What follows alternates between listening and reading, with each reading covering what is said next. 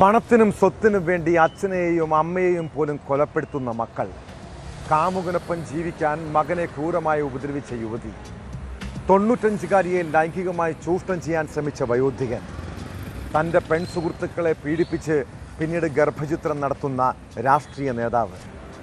ഇതൊക്കെ ഈ നാട്ടിൽ, നമ്മുടെ കൊച്ചു കേരളത്തിൽ സംഭവിക്കുന്ന കഥകളാണ്. മലയാളി എന്ന് പറയുമ്പോൾ ലജ്ജ തോന്നുന്നുണ്ടല്ലേ? നമ്മുടെ കുഞ്ഞുങ്ങളെക്കുറിച്ച് ഓർക്കുമ്പോൾ ഭയമാണ് ഉള്ളിൽ. ചൂണ്ടിക്കാണിക്കാൻ ഒരു നല്ല മാതൃകയില്ല. വീട്ടിലെ കലഹങ്ങൾ, നാട്ടിലെ അക്രമ സംഭവങ്ങൾ, രാഷ്ട്രീയത്തിലെ പുഴുക്കുത്തുകൾ. കേരളത്തിൻ്റെ തകർച്ചയ്ക്ക് കാരണം എന്തായിരിക്കും? വിശദമായി പരിശോധിക്കുകയാണ് പോലീസ് പട്രോൾ. സ്വാഗതം.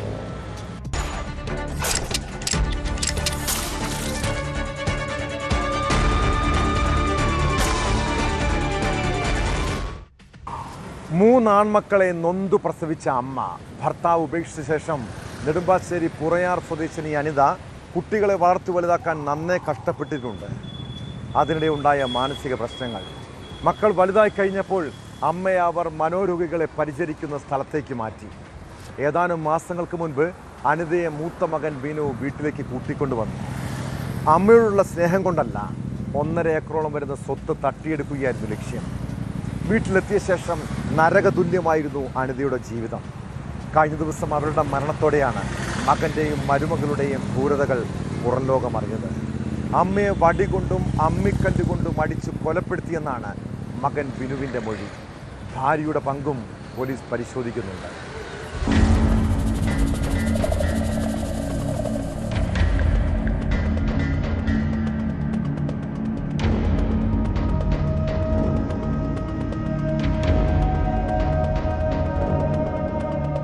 ഞായറാഴ്ചയാണ് അമ്മ അനിത വീട്ടിൽ വീണു മരിച്ചു എന്ന് പറഞ്ഞ മകൻ ബിനുവും ഭാര്യയും ചേർന്ന് ആലുവ താലൂക്ക് ആശുപത്രിയിൽ എത്തിച്ചത്. എന്നാൽ അസ്വാഭാവിക മരണത്തിന് കേസെടുത്ത പോലീസ് പോസ്റ്റ്മോർട്ടത്തിൽ അനിതയുടെ ശരീരത്തിൽ മുറിവുകളും കണ്ടെത്തിയിരുന്നു. എന്നാൽ മുറിവുകൾ ഇവർ സ്വയം മാനസിക നില തെറ്റി ഉണ്ടാക്കിയതെന്നാണ് മകൻ ബിനുവും മരുമകൾ അജിതയും മൊഴി നൽകിയത്. സംശയം തോന്നിയ പോലീസ് മകനെ ചോദ്യം ചെയ്തപ്പോഴാണ് കൊലപാതക വിവരം പുറത്തുവരുന്നത്. വടികൊണ്ടും അമ്മിക്കല്ലുകൊണ്ടും അടിച്ചുകൊണ്ടാണ് അമ്മയെ കൊലപ്പെടുത്തിയതെന്ന് മകൻ സമ്മതിച്ചു.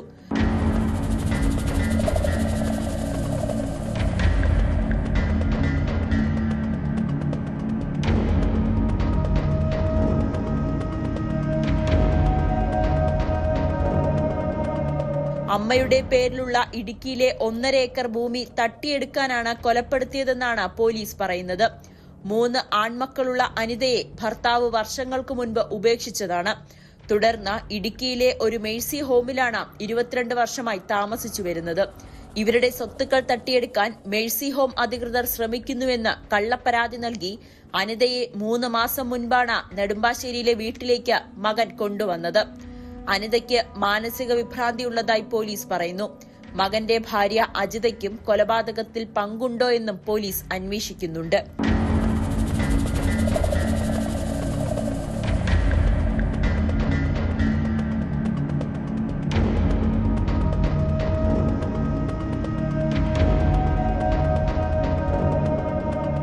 ന്യൂസ് 18 കൊച്ചി. ഒരു ജനപ്രതിനിധി എല്ലാവർക്കും മാതൃകയായി ജീവിക്കേണ്ടവനാണല്ലേ? അധികാരവും പണവും ഒക്കെ വരുമ്പോൾ പല രീതിയിലുള്ള പ്രലോഭനങ്ങൾ ഉണ്ടാകാം. എന്നാൽ അവിടെ സ്വയം മനസ്സ് നിയന്ത്രിച്ചില്ലെങ്കിൽ ഉണ്ടാകുന്ന തകർച്ച അതിഗുരുതരമായിരിക്കും. രാഹുൽ മാങ്കൂട്ടത്തിൻ്റെ ജീവിതത്തിലും സംഭവിച്ചത് അതാണ്. ഒന്നല്ല, ഒട്ടേറെ സാധുക്കളായ പെൺകുട്ടികൾ അയാളുടെ പൊള്ളവാക്കുകളിൽ വീണിട്ടുണ്ട്. തിരുവനന്തപുരം സ്വദേശിനിയും ബംഗളൂരുവിൽ താമസിക്കുന്ന യുവതിയും മാത്രമാണ് ഇതുവരെ പരാതി നൽകിയത്. രാഹുൽ മോശമായി പെരുമാറിയെന്ന് ആരോപിച്ച് മുൻ യൂത്ത് കോൺഗ്രസ് നേതാവ് MA ഷഹനാസും രംഗത്തെത്തിയിരിക്കുന്നു. ഇപ്പോൾ കേസും കോടതിയുമൊക്കെ ആയപ്പോൾ പരസ്പര സമ്മതത്തോടെയുള്ള ബന്ധമെന്ന വിചിത്രവാദം രാഹുൽ ഉന്നയിക്കുന്നുണ്ട്. അയാൾക്ക് ഇങ്ങനെ എത്ര പേരുമായി ഇതുപോലുള്ള ബന്ധമുണ്ടായിരിക്കും? പോലീസിൻ്റെ മുന്നിൽ പിടിക്കപ്പെട്ടാൽ കഥകളെല്ലാം പുറത്തു വരുമെന്ന് പ്രതീക്ഷിക്കാം.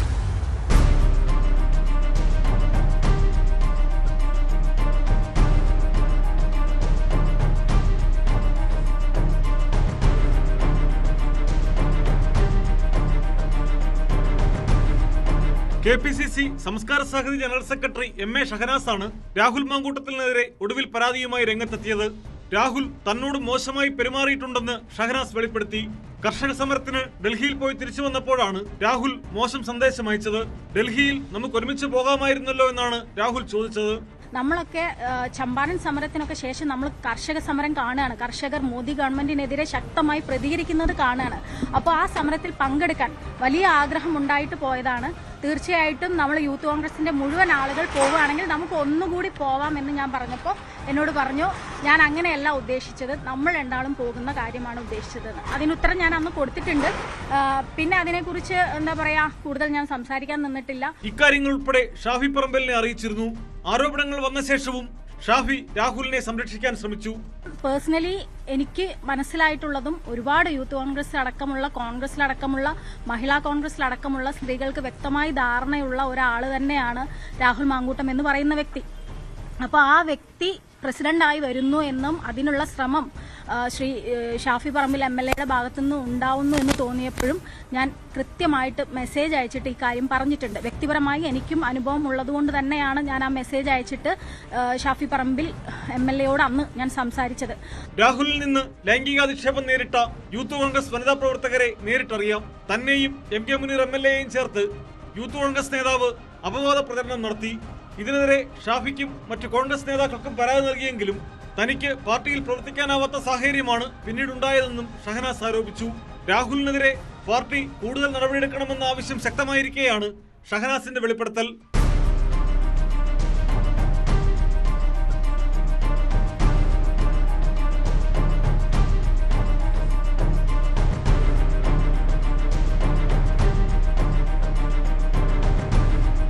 രാഹുൽ മാങ്കൂട്ടത്തിലിന്റെ മുൻകൂർ ജാമ്യാപേക്ഷയിൽ തിരുവനന്തപുരം പ്രിൻസിപ്പൽ സെഷൻസ് കോടതി വ്യാഴാഴ്ച വിധി പറയും.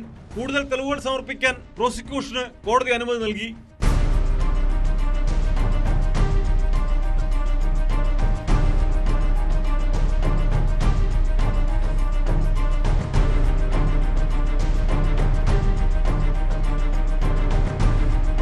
അടച്ചിട്ട മുറിയിൽ 1.25 മണിക്കൂറാണ് ബുധനാഴ്ച കോടതി വാദം കേട്ടത്. രാഹുലിനെതിരായ പോലീസ് റിപ്പോർട്ടിൽ ഗുരുതര പരാമർശങ്ങളാണുള്ളത്.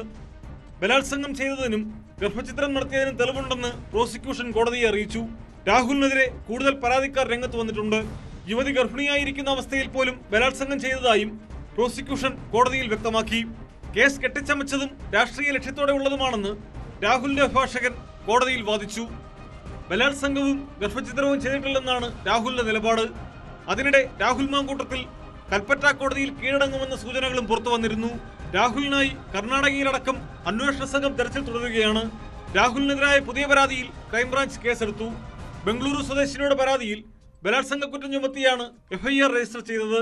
മൊഴി നൽകാനുള്ള താൽപര്യം യുവതിയോട് പോലീസ് ആരായും. വിവാഹ വാഗ്ദാനം നൽകി ഹോം സ്റ്റേയിൽ എത്തിച്ച് ക്രൂരമായി പീഡിപ്പിച്ചെന്നാണ് യുവതിയുടെ പരാതി.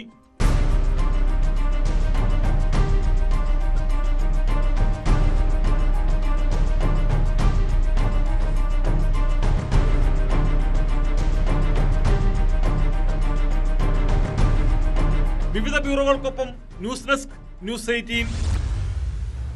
രാഹുൽ മാങ്കൂട്ടത്തിൽ MLAയും ചുവന്ന പോളോക്കാറുള്ള നടിയും തമ്മിൽ എന്താണ് ബന്ധം? രാഹുലിന് അവർ എന്തിന് കാർ നൽകി?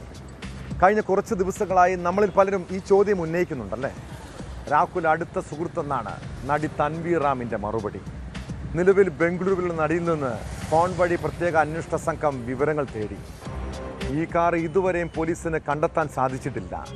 രാഹുൽ മാങ്കൂട്ടത്തിൽ കഴിഞ്ഞ ദിവസം തമിഴ്നാട് കർണാടക അതിർത്തി പ്രദേശത്ത് ഉണ്ടെന്ന വിവരത്തെ തുടർന്ന് അന്വേഷണം നടത്തിയെങ്കിലും ഒരു സൂചനയുമില്ല. കേസിലെ 2ാം പ്രതി ജോബി ജോസഫും ഒപ്പമുണ്ടെന്നാണ് വിവരം.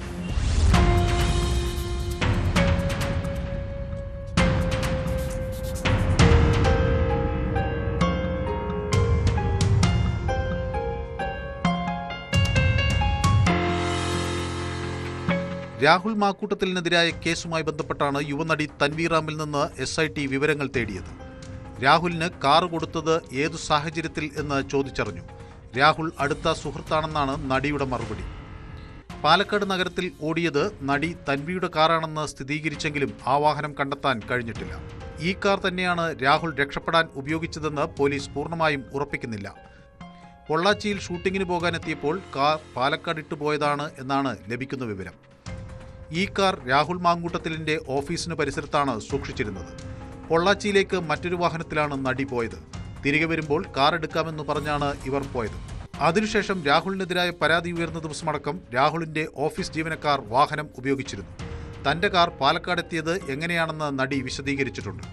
വാഹനം അതിർത്തി വിട്ട് പോയിട്ടില്ല എന്നാണ് പരിശോധനയിൽ വ്യക്തമായ കാര്യം.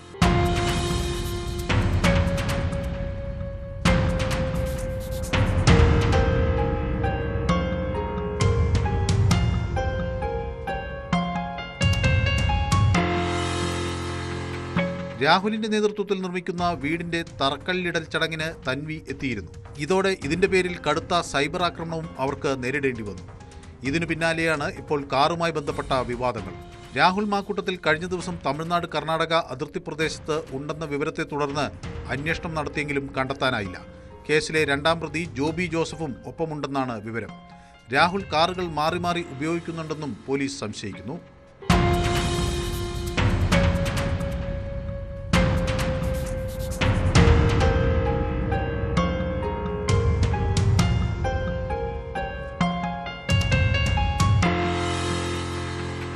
ന്യൂസ് 18 പാലക്കാട്.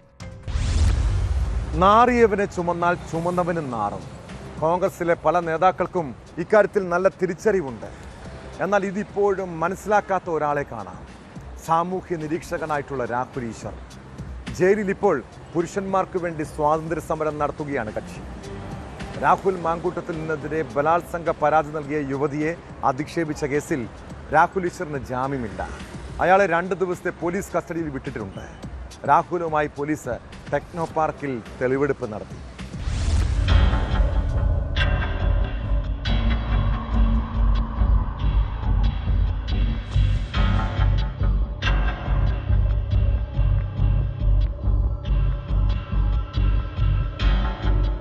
യുവതിയെ സൈബറിടത്തിൽ അധിക്ഷേപിച്ചെന്ന കേസിലാണ് രാഹുൽ ഈശ്വറിനെ തിരുവനന്തപുരം അഡീഷണൽ CJM കോടതി വ്യാഴാഴ്ച വൈകിട്ട് 5 വരെ കസ്റ്റഡിയിൽ വിട്ടത്. തിരുവനന്തപുരം സിറ്റി സൈബർ പോലീസാണ് കേസ് അന്വേഷിക്കുന്നത്. ഫോട്ടോകൾ, ടെക്സ്റ്റുകൾ തുടങ്ങിയവ അടങ്ങിയ പെൺഡ്രൈവും മറ്റ് ഡിജിറ്റൽ സാമഗ്രികളും ടെക്നോ പാർക്കിലെ ഓഫീസിലുണ്ടെന്നാണ് രാഹുൽ ഈശ്വർ പോലീസിന് നൽകിയ മൊഴി. ഇവിടെ നിന്ന് ഇത് എടുക്കേണ്ടതുണ്ടെന്നാണ് പോലീസ് കോടതിയിൽ അറിയിച്ചത്. അതേസമയം പോലീസ് കോടതിയിൽ കള്ളം പറഞ്ഞുവെന്ന് രാഹുൽ ഈശ്വർ ആരോപിച്ചു. വൈദ്യപരിശോധനയ്ക്ക് എത്തിച്ചപ്പോഴായിരുന്നു പ്രതികരണം. എനിക്ക് നോട്ടീസ് തന്നാണ് അറസ്റ്റ് ചെയ്തതെന്ന് പോലീസ് കോടതിയിൽ കള്ളം പറയുന്ന തെറ്റല്ല. അങ്ങനൊരു സാധനം ഇല്ലേ? അപ്പൊ അങ്ങനത്തെ വിശ്വാസമൊന്നും ഇല്ലേ നാട്ടിലിപ്പോൾ? കോടതിയിൽ കള്ളം പറയുന്നു. പോലീസ് കോടതിയിൽ എനിക്ക് നോട്ടീസ് തന്നാണ് അറസ്റ്റ് ചെയ്തത് കോടതിയിൽ കള്ളം പറഞ്ഞു. എന്റെ ലാപ്ടോപ്പ് പിടിച്ചെടുത്തു. ആ പെൺകുട്ടിയുടെ ചിത്രം ഷെയർ ചെയ്തു. ആ പെൺകുട്ടിയുടെ ചിത്രം ഞാൻ ഷെയർ ചെയ്തിട്ടേ ഇല്ല. 1-ാം പ്രതിയാണ് ഷെയർ ചെയ്തത്. രാഹുൽ ഈശ്വർ നിരാഹാരം തുടരുമെന്ന് ഭാര്യ ദീപ പറഞ്ഞു. നിരാഹാരം തുടരുകയാണ്. ഫുഡും വാട്ടറും രണ്ടും ഇൻടേക്ക് ഇല്ല. വെള്ളവും ആഹാരവും കഴിക്കുന്നില്ല. അപ്പോൾ എനിക്ക് തോന്നുന്നു അതുകൊണ്ടാണ് സെൻട്രൽ പ്രിസണിലേക്ക് മാറ്റിയേക്കുന്നത്. ഡോക്ടറിന്റെ സൂപ്പർവിഷൻ വേണമെന്ന് പറഞ്ഞത്. അപ്പം അത് അങ്ങനെ മുമ്പോട്ട് പോകും. പോലീസ് ഉന്നയിച്ച ആരോപണങ്ങളൊന്നും നിലനിൽക്കില്ല എന്ന് അഭിഭാഷകൻ അലക്സ് ജെ ജോൺ. ഇതുമായിട്ട് ബന്ധപ്പെട്ട് സമയമെടുത്ത് ഞാൻ ഈ വീഡിയോസ് എല്ലാം കണ്ടു. അതിനകത്ത് സെക്ഷലി മാർക്ക്ഡ് റിമാർക്സ് എന്ന് പറഞ്ഞാൽ അത് വളരെ മോശകരമായ പദപ്രയോഗങ്ങളാണ് നടത്തേണ്ടത്. അദ്ദേഹം അങ്ങനെ നടത്തിയിട്ടില്ല.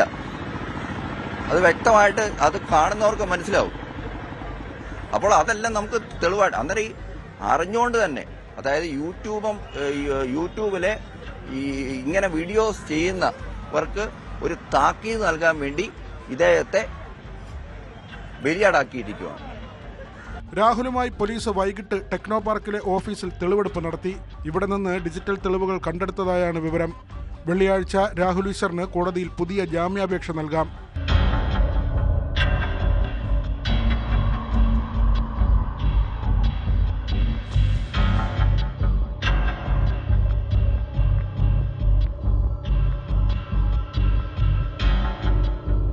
ന്യൂസ് 18 തിരുവനന്തപുരം.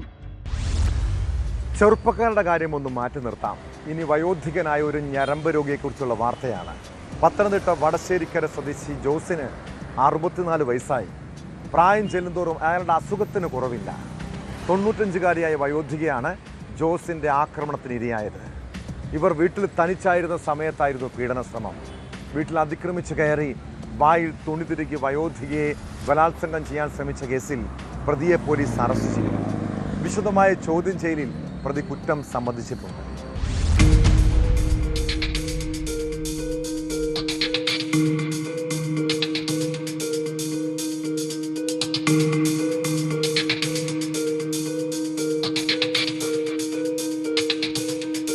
പത്തനംതിട്ട വടശ്ശേരിക്കര സ്വദേശിയായ ജോസ് എന്ന് വിളിക്കുന്ന പത്രോസ് ജോണാണ് ക്രൂരത കാട്ടിയത്. പകൽ സമയത്ത് വീട്ടിൽ ആരുമില്ലാത്തപ്പോൾ 95-കാരിയായ വയോധികയുടെ വീട്ടിൽ അതിക്രമിച്ചു കയറി വായിൽ തുണി തിരുകിയ ശേഷം ബലപ്രയോഗത്തിലൂടെ പീഡിപ്പിക്കാൻ ശ്രമിക്കുകയായിരുന്നു. വയോധിക ധൈര്യം സംഭരിച്ച് വായിൽ തിരികിയ തുണി വലിച്ചൂരി നിലവിളിച്ചതോടെയാണ് അയൽവാസികൾ ഓടിയെത്തി രക്ഷപ്പെടുത്തിയത്.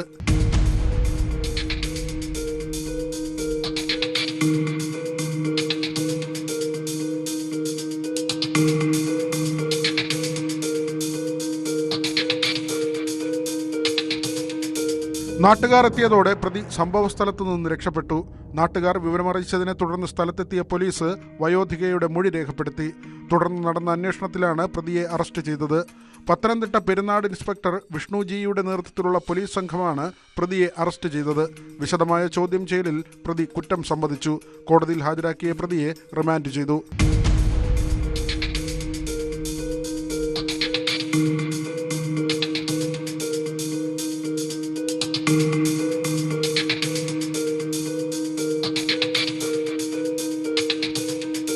ന്യൂസ് 18 പത്തനംതിട്ട.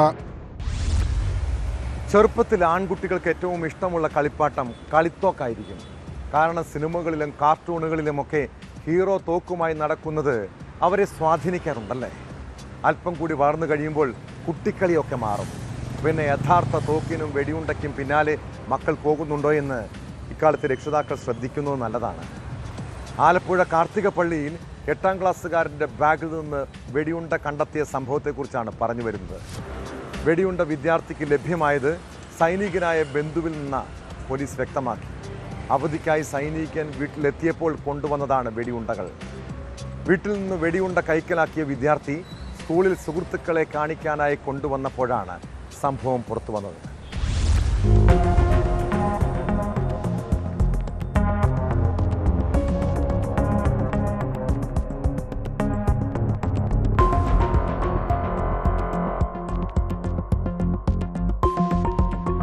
കാർത്തികപ്പള്ളിയിൽ സ്കൂളിൽ വന്ന വിദ്യാർത്ഥിയുടെ ബാഗിൽ കണ്ടെത്തിയ വെടിയുണ്ട വിദ്യാർത്ഥിക്ക് കളഞ്ഞു കിട്ടിയെന്നായിരുന്നു ആദ്യം വ്യക്തമാക്കിയത്. എന്നാൽ പോലീസ് തുടർ നടത്തിയ അന്വേഷണത്തിൽ ബന്ധുവായ സൈനികന്റെ വീട്ടിൽ നിന്നാണ് വെടിയുണ്ട ലഭ്യമായതെന്ന് കണ്ടെത്തി. 2 മാസം മുമ്പ് അവധിക്ക് വന്ന സൈനികൻ ജോലി സ്ഥലത്ത് നിന്ന് കൊണ്ടുവന്നതാണ് വെടിയുണ്ട എന്നാണ് നിഗമനം. വീട്ടിലെത്തിയ 8ാം ക്ലാസ്സുകാരൻ കൗതുകം തോന്നി വെടിയുണ്ട സ്വന്തം വീട്ടിലേക്ക് കൊണ്ടുവരികയായിരുന്നു. ബാഗിൽ കണ്ടെത്തിയത് കൂടാതെ ഒരു വെടിയുണ്ട മറ്റൊരു കുട്ടിയുടെ പിതാവും കരിയിലക്കുളങ്ങര പോലീസിൽ ഏൽപ്പിച്ചിരുന്നു. ഇതും മറ്റേ വിദ്യാർത്ഥി തന്നെ നൽകിയതാണെന്നാണ് സൂചന.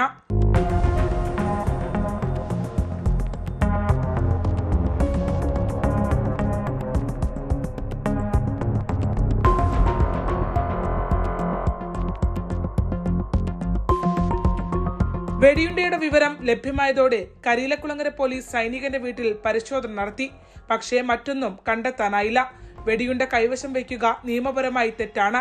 അസം മേഖലയിൽ വെടിയുണ്ടകൾ സൈന്യത്തിന് വിതരണം ചെയ്യുന്ന കമ്പനിയുടേതാണ് ഈ ഉണ്ടകളെന്ന് കണ്ടെത്തിയിട്ടുണ്ട്.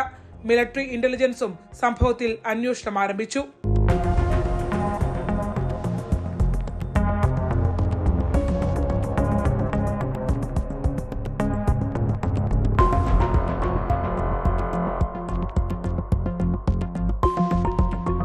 ന്യൂസ് 18 ആലപ്പുഴ. കുറ്റകൃത്യങ്ങളുടെ മറ്റു ചില വാർത്തകൾ ചുരുക്കത്തിൽ. ഡോക്ടർ വന്ദനാദാസ് കൊലപാതകത്തിൽ പ്രതി സന്ദീപിനെ പരിശോധിച്ച മനോരോഗ വിദഗ്ധനെ കോടതി വിസ്തരിച്ചു. പ്രതി തന്റെ തെറ്റുകൾ മനഃപൂർവ്വം മറച്ചുവെച്ച് സംസാരിക്കുന്നയാളെന്ന് ഡോക്ടർ എസ് കൃഷ്ണൻ കൊല്ലം സെഷൻസ് കോടതിയിൽ മൊഴി നൽകി.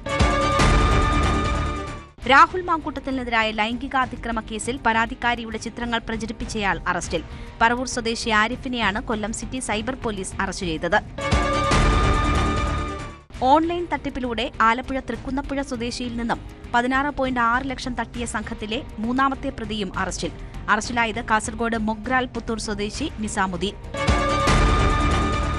പട്ടാമ്പി തിരുവേഗപ്പുറയിൽ കഞ്ചാവ് ചെടി വളർത്തിയത് കണ്ടെത്തി. പട്ടാമ്പി എക്സൈസ് സംഘത്തിന്റെ നേതൃത്വത്തിൽ നടത്തിയ പരിശോധനയിലാണ് കഞ്ചാവ് ചെടി കണ്ടെത്തിയത്. തന്നെക്കാൾ സൗന്ദര്യമുണ്ടെന്ന് പറഞ്ഞ് 6 വയസ്സുകാരിയായ മരുമകളെ കൊലപ്പെടുത്തിയ യുവതി അറസ്റ്റിൽ. ഹരിയാനയിലെ പാനിപ്പത്തിൽ അറസ്റ്റിലായ പൂനം സ്വന്തം മകൻ ഉൾപ്പെടെ 3 കുട്ടികളെ ഇതേ രീതിയിൽ മുൻപ് കൊലപ്പെടുത്തിയിട്ടുണ്ടെന്ന് പോലീസ് കണ്ടെത്തി. എടാ, ഈ കൊട്ടേഷൻ നീ ഏറ്റെടുത്താൽ ഐഫോൺ വാങ്ങിത്തരാം. ഇത് കേട്ടതോടെ ചെക്കൻ ആ റിസ്ക് അങ്ങ് ഏറ്റെടുത്തു. കുട്ടിക്കളിയോ തമാശയോ അല്ല, ലഹരി കടത്താനാണ് +1 വിദ്യാർത്ഥിക്ക് ഐഫോൺ ഓഫർ ചെയ്തത്. തിരുവനന്തപുരം സ്വദേശിയായ സംഗീതിനെ ലഹരിമരുന്ന് കേസിൽ കുടുക്കുകയായിരുന്നു ലക്ഷ്യം. അതിനായി മയക്കുമരുന്ന് മാഫിയ വിദ്യാർത്ഥിയുടെ കൈവശം സിന്തറ്റിക് ഡ്രഗ് നൽകി. പിന്നാലെ പോലീസിനെ വിളിച്ച് വിവരം അറിയിച്ചു. പോലീസ് എത്തി പരിശോധിച്ചപ്പോൾ കുട്ടിയുടെ കയ്യിൽ 230 മില്ലിഗ്രാം മെത്തഫെറ്റമിൻ. ഇത് സംഗീത് നൽകിയതെന്നാണ് അവൻ നൽകിയ മൊഴി. എന്നാൽ മൊഴിയിൽ സംശയം തോന്നിയ പോലീസ് വിശദമായി വിദ്യാർത്ഥിയെ ചോദ്യം ചെയ്തതോടെയാണ് കൊട്ടേഷൻ കഥ പുറത്തു വന്നത്. കേസിൽ കായംകുളത്തെ കുപ്രസിദ്ധ ഗുണ്ട താറാവ് ശ്യാം എന്ന ശ്യാംലാലിനെ പോലീസ് അറസ്റ്റ് ചെയ്തു. നിങ്ങളുടെ മക്കളോട് പറയേണ്ട കാര്യമാണിത്. ഇതുപോലെ ഐഫോണും മറ്റു പല വാഗ്ദാനങ്ങളുമായി ലഹരി മാഫിയ സമീപിച്ചേക്കാം. എന്നാൽ പിടിക്കപ്പെട്ടാൽ ഉണ്ടാകുന്ന കേസും പ്രശ്നങ്ങളും കുട്ടികളെ പറഞ്ഞ് ബോധ്യപ്പെടുത്തണം കേട്ടോ. ഇതോടെ പോലീസ് പട്രോൾ പൂർണ്ണമാകുന്നു. നമസ്കാരം.